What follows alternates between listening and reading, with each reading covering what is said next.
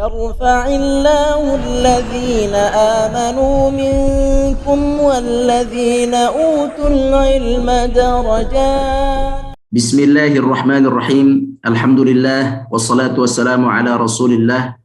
Amma ba'du. Para pembelajar bahasa Arab Al-Qur'an kitab Jisr yang dirahmati Allah Subhanahu wa taala. Mari sama-sama kita membuka halaman 141. Dalam halaman ini kita akan mempelajari tata cara penulisan huruf kaf dan juga lam. Huruf kaf kita mulai menulisnya dari atas seperti ini. Kita buat tongkat dulu ke bawah, garis ke bawah, kemudian kita tarik ke kiri. Selanjutnya baru kita buat potongan kecil seperti hamzah seperti ini. Dari atas 4, kemudian 5, kemudian 6, kemudian 7. Seperti ini cara penulisan kaf. Adapun lam, kita mulai dari atas juga. 1, kemudian 2, kita tarik sini 3 dan 4. Selanjutnya huruf kaf di depan dan di tengah dan di belakang, perhatikan akan terjadi perubahan. Ketika kaf berdiri sendiri, maka seperti ini memiliki tanda hamzah. Adapun ketika kaf bersambung, posisi di depan dan bersambung, posisi di tengah dan bersambung, maka akan terjadi perubahan bentuk seperti ini. Baik, selanjutnya huruf lam. Huruf lam di depan, kemudian di tengah dan di akhir. Baik, kita lihat contohnya. Kita baca kosakata terlebih dahulu. Kitabun, buku. Makrun, makrun artinya tipu daya. Syirkun, syirik. Lailatun, malam. Yal'abu, bermain. Perhatikan di sini, ini 1, 2, 3, 4. 4 kata ini semuanya kata benda. Sedangkan yal'abu ini kata kerja, bermain, sebuah perbuatan atau pekerjaan. Mohon dimulai untuk membedakan kosakata yang kata kerja dan kata benda. Nah, ini kata kerja yal'abu, bermain. Kemudian halalun, ini kata benda. Halalun artinya halal. Selanjutnya huruf kaf dan huruf lam. Baik, kita akan membacanya. Istami' thumma qra'. Simak kemudian baca. Huruf kaf di awal. Penulisannya berubah seperti ini. Perhatikan berubah menjadi seperti ini. Ada kepala, kemudian ada lengkungan, baru ada garis. Kita lihat di sini kitabun. Perhatikan kaf, kitabun. Kemudian dzalika. Nah, ini kaf di akhir sempurna menggunakan tanda seperti hamzah. Sedangkan ketika di awal berubah seperti ini. Ini pun kaf juga. Jadi tata cara penulisannya mudah-mudahan dimudahkan, dan ingat ya, dzalika kitabun. Kemudian dzalikal kitabu la raiba fihi.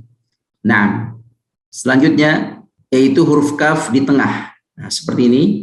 Kita lihat ada garis, kemudian kita tarik. Ya, ini kepala, kemudian lengkungan, kemudian kita tarik lagi garis ke kiri.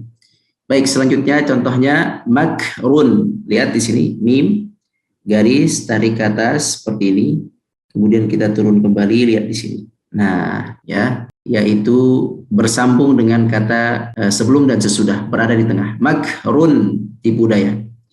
Makrullahi, tipu daya Allah, yakni bagi orang-orang munafik, orang-orang kafir yang membuat makar atau tipu daya terhadap agama Allah, maka Allah memiliki tipu daya lagi untuk mereka, sehingga mereka tertipu dan tenggelam dengan tipuan mereka sendiri. Ini disebut dengan makrullah. Kemudian makrus syaitan, ini makarnya syaitan atau tipu daya syaitan. Selanjutnya huruf kaf di akhir tersambung. Seperti ini bentuknya, ditulis secara sempurna, dan ini ada tanda seperti hamzah. Baik, selanjutnya kita lihat contohnya syarikun. Syarikun, penulisan kaf sempurna namun bersambung dengan huruf ya. Huruf sebelumnya huruf ya.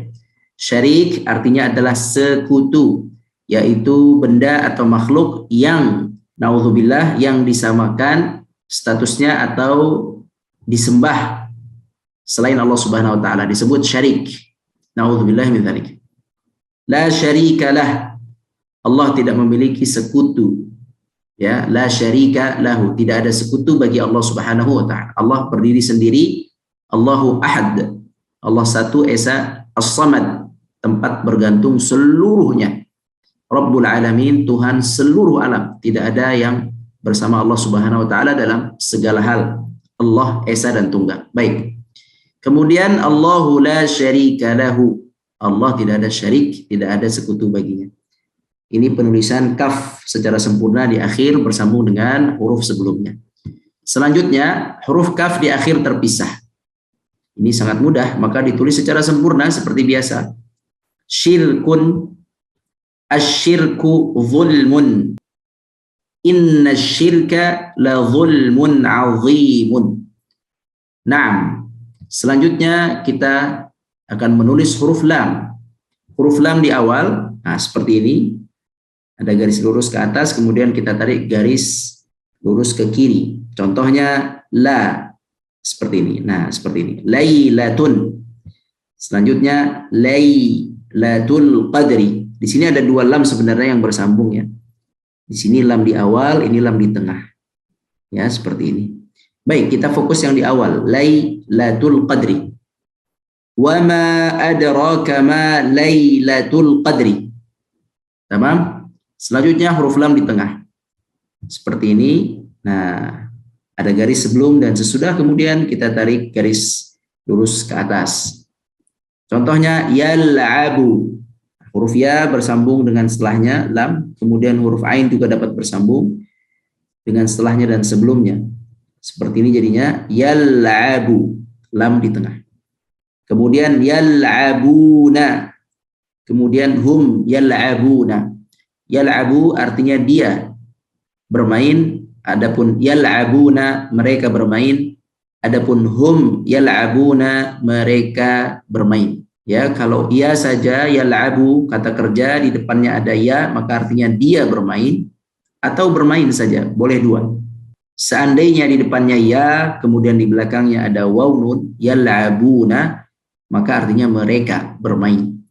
Hum yal'abuna, mereka bermain. Jadi arti yal'abun adalah mereka bermain. Boleh kita munculkan kata hum, mereka bermain, atau cukup yal'abuna sudah mencakup makna mereka bermain.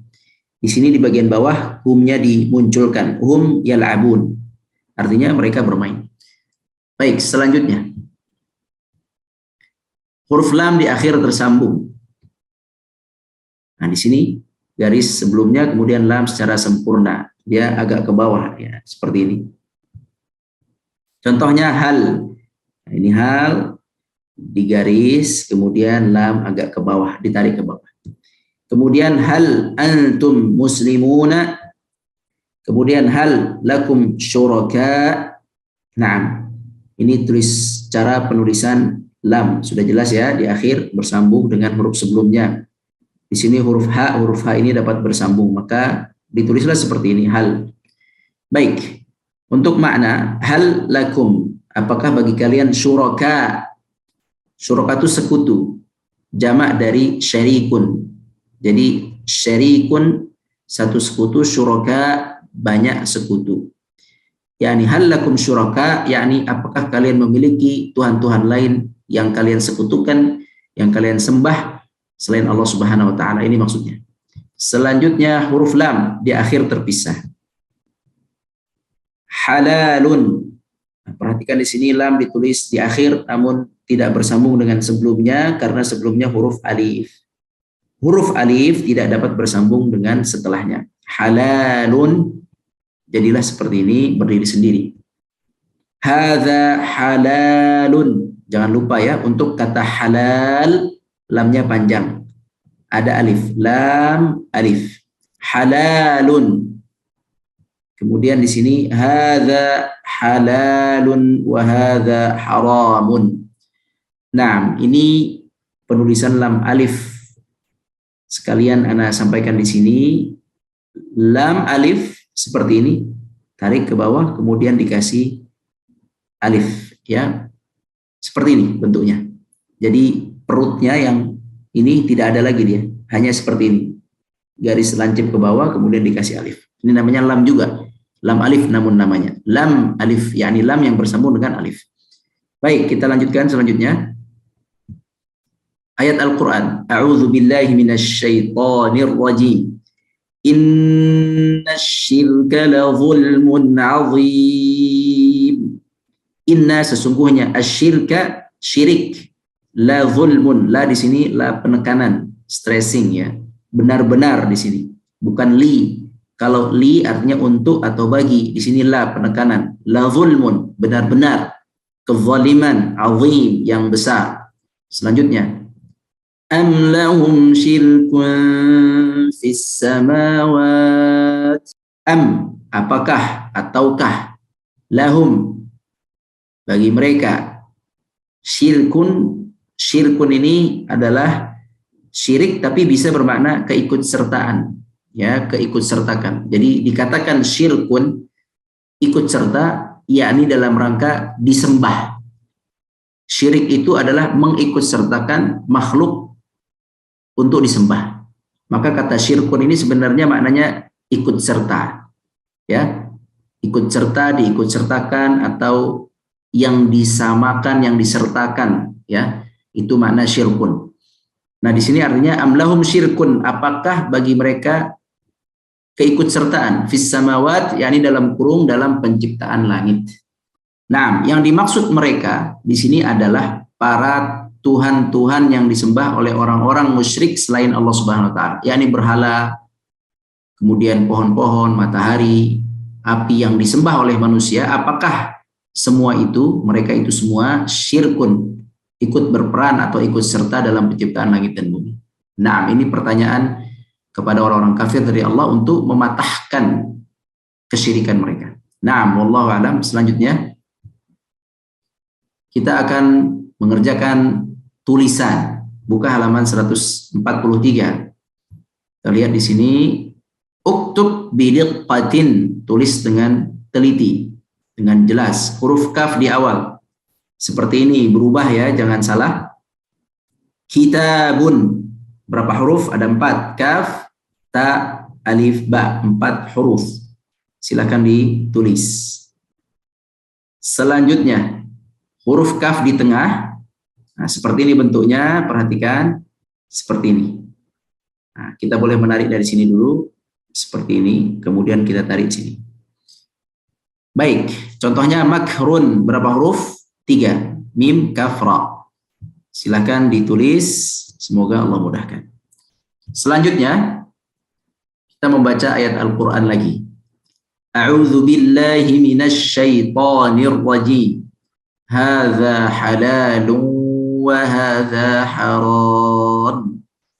Hadza, ini halal, ini halal, wa hadza, dan ini haram.